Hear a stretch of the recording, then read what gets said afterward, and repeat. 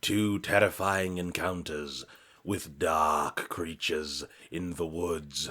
Brought to you by Sir Grimtails, your host, and sponsored by the many poisonous reptiles and amphibians alike who support this channel, though you knew it not. I was lucky to get out of those woods. I've lived near the same woods nearly all my life. As a kid, I used to love exploring them. For privacy reasons, I won't say exactly where these woods are, but I will say that they are in upstate Maine. This story takes place 4 years ago, when I was 15 years old. The weekend was coming up, and I was super pumped to go camping in the woods all by myself for the first time. I went on an almost monthly basis with my parents and knew the trails and how to get around the forest better than almost anyone. It was finally time that my parents let me go all by myself for a night. Now, that might seem negligent to some, but as I said, we lived very close to the woods, so I was practically within screaming distance, or at the very least, I was within running distance of our tiny house. Finally, Friday came, and as soon as I got out of school, I set out for the camping area with my backpack full of gear. I set up camp right where my parents had told me to. I was always a good kid, after all. For most of the night, everything was completely normal. I relaxed with a small fire, ate snacks, listened to the wildlife, and if I got bored, I had my DS to play on. Everything was simply normal, and I really enjoyed my time out there. That was until it hit around 11 at night. I was inside my tent, laying on some blankets and playing Pokemon on my DS, when I heard this scream. An almost guttural screech coming from the opposite direction of my house. It sounded as though it was very far off. I couldn't say exactly how far, but not close enough to hurt me. Being a rather out-of-shape, completely alone 15-year-old kid, this scream sent chills up my entire body. I spent a few solid minutes just trying to figure out what in the world could make such a noise. With my boyhood curiosity, and the seemingly large distance between the noise and my campsite, I decided to unzip my tent to take a peek. Maybe it was someone screaming who needed help. Maybe I could see whoever or whatever made that noise if I just opened up my tent. Or at the very least, I'd be able to see if it got any closer, and I would already have my tent open in the event that I needed to get out of there as quickly as possible. As soon as I peeked my head out of the tent, though, all curiosity left my mind as the same gut-wrenching scream came from only a couple dozen feet in front of me. I panicked. The night was completely black, the sky was completely overcast, and my fire had pittered out well over an hour ago. The only way that I could tell where the thing that was making the scream was when it screamed. My mind was racing. I was trying to figure out just what in the world could not only make such a noise, but also move from what sounded like a few miles out to only a couple dozen feet away in a matter of minutes. I was trying to weigh my options.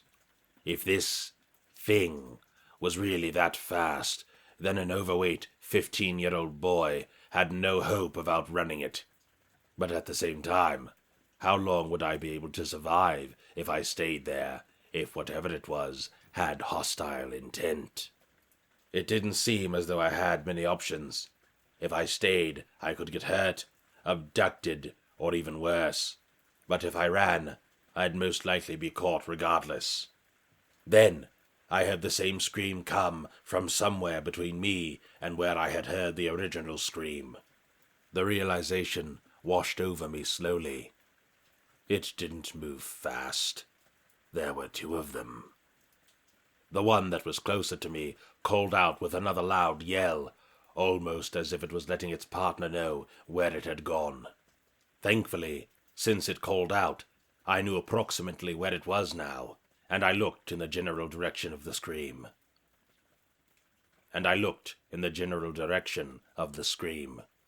And there I saw it. It was a large, dark shape, darker than the nearly pitch-black forest all around me. I would have missed it entirely if it wasn't for its bright, orange eyes. Its eyes pierced the darkness, looking dead at me. It didn't make any sense. There was no source of light around. My flashlight was still in the tent, the fire was gone, and the moon was covered by the overcast. A normal animal's eyes would not glow this brightly with no explanation. Not to mention, I had never heard of an animal that made the noises that this one was capable of. It's hard to say exactly how big it was or what its body was shaped like. At first I thought it could have been some kind of deformed wolf, given the height of the eyes and howling noises. But then, the eyes slowly lifted up. The creature shot up in height, seeming to tower over my 5'8" height. At that moment, I took my chance. I burst from my tent and ran towards the trail, towards the path home. My only hope was that whatever it was still far enough away from my campsite that I could get enough distance between us to hide. I ran as fast as my chubby legs would carry me, all the while hearing the sickening beast call out to its partner, followed by the stomping of 2 feet suddenly chasing behind me.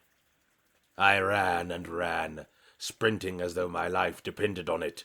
My lungs were burning and my legs aching. Eventually, I saw a collapsed tree and slid right off the path, cutting up my leg in the process to lay underneath it.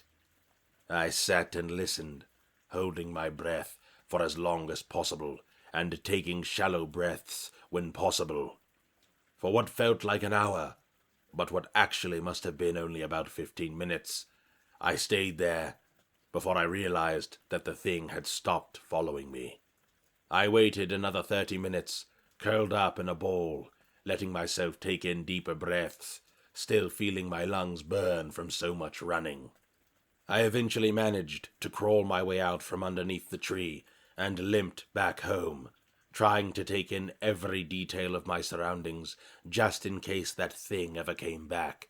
But it never did. It was, seemingly, gone. I never did tell my parents what I saw that night. I just told them that I slipped and banged up my leg. To this day, they have no idea what happened. The next morning, my dad and I went to get my things, but as soon as we arrived, we saw immediately that everything was completely torn apart. My tent was ransacked, my flashlight and DS both broken. My change of clothes were torn to shreds, and the candy bars, graham crackers, and marshmallows I had brought along were all missing, with only a few wrappers remaining. My dad merely said that some other campers must have ripped apart my tent. But me, I know what happened. And to this day, I've always wondered, what if the creature stopped following me because its partner found that food in my bag? What would have happened if I hadn't brought the snacks? I guess I'll never know. But I do know I am never going camping in those woods again.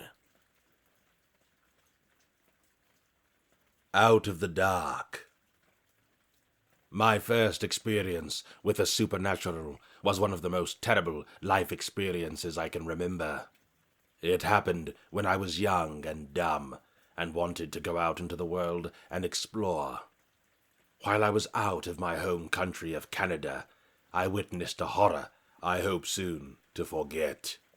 I had gone on a trip with some of my buddies to Montana, just below my home province of Alberta.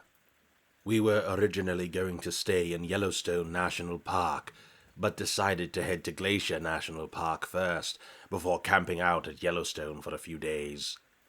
We finally reached Glacier Park after a 6-hour drive, and had just enough time to do a little hiking before going to our hotel in the nearby town to rest and move on towards Yellowstone. We had gotten to the park around 4:30 p.m. and decided it was a great idea to hike after dark. So we hiked up the trail, looking at the glorious views of rivers and waterfalls of the Avalanche Creek Trail. The light began to fade rather quickly when we were about 2/3 of the way up. We had hiked into the trail about 10 kilometers, so it would have taken us about 2 hours to walk back down from that point. This is when things really start to go downhill. My friends and myself are all outdoorsmen of sorts, but though we loved to go hiking and travel around the Rocky Mountains, we were still rather inexperienced when it came to night hiking. Since the trail we were on was not as well traveled as its lower down part, it became hard to follow in the dark, although every now and again we would see a sign that notified us we were going in the right direction. At some point, maybe 1/3 of the way down the mountain, we ended up going off the path, following a little rabbit trail, thinking we were on the correct path. We soon figured out that we were definitely not going the right way, as my friend checked his compass, showing us that we were heading deeper into the mountain's miles and miles of forest. Then begins the mass panic, as my friends and I immediately turn around and begin walking the way we had come. But the trail we were following now didn't look the same as it had before. That is when we collectively noticed how quiet it had gotten. No insects, no birds, nothing. It was a dead silence. I knew this was a bad sign, as I am a hunter and know that when it gets quiet like this, it means that there is a large predator around and that it is hunting. I couldn't shake the feeling that my friends and I had suddenly become the prey to some unknown beast. Our collective anxiety spiked once I shared my thought with my friends. And that's when we hear it. A noise that filled us with terror. A guttural howl from up the mountain. It was followed by many more. My heart went into my throat, and the terror I felt made me shake. My fear was shared by all of my friends. 2 of them at once broke away and began running in the direction opposite the howls. We all followed, quickly running ourselves ragged. But then we looked behind and saw the eye shine of something much larger than we had anticipated. The eyes were at least 6 feet off the ground and moving towards us at a great speed. That's when we all split up, running in random directions, hoping to lose the beasts. It was never going to happen. I could hear the breath of one of these things about 20 feet behind me and gaining fast.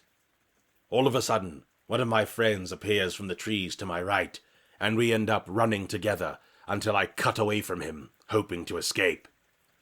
I know I left him to die that night, but it was a last-ditch effort that worked out in my advantage. I heard his screams from my left, and ran away from them as fast as I could, tears rolling down my face. His screams for help and shrieks of pain were suddenly cut off, replaced by silence, as if he had never existed. I continue running down the mountain until I see a familiar sight ahead of me. It was one of the trail signs. I stopped, checked where I was, and started running again, hoping to get away from the creatures of the mountain. Another kilometer down the trail, I began hearing howls, getting closer and closer. I ran harder. Looking ahead, I see the sign saying parking lot, and zoom past it in my panic, searching frantically for the keys in my pocket, and scrambling towards the only vehicle still left in the parking lot, which was my own. I mash my fob to unlock my car from a distance, and with a last burst of speed, slam into the side of my car, yanking the door open and ducking inside. I look out my window towards the trail entrance and see 2 pairs of eyes staring at me from just out of the range of the lamp posts. They stand there menacingly for a moment before disappearing back into the brush. I floored it, whizzing out of the parking lot without looking back. I arrived at the ranger station by the park entrance and ran inside, looking disheveled and terrified. When I told the ranger at the desk what had just happened, he looked at me with a sad expression, as if he knew something like this would happen. Without addressing me, he called for the search and rescue team to come in the morning to look for my friends. They were never found.